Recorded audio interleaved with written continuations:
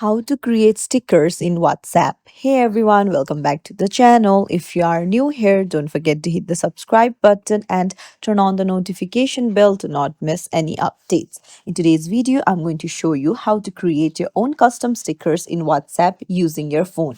It's super easy and you can turn your photos, memes, or drawings into stickers in just few minutes. So let's dive right in. Open up your WhatsApp application, go to any chat, it can be your own chat or your friend's chat.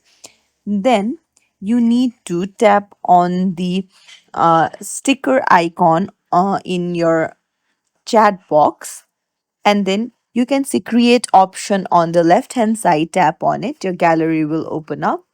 So choose the image that you want to convert into a sticker, and once you tap on it, it will be automatically converted into a sticker. You can just send it by tapping on the green arrow icon. And there you go. It's as simple as that. If you found this tutorial helpful, don't forget to like the video and subscribe to our channel for more tips and tricks. Thank you for watching.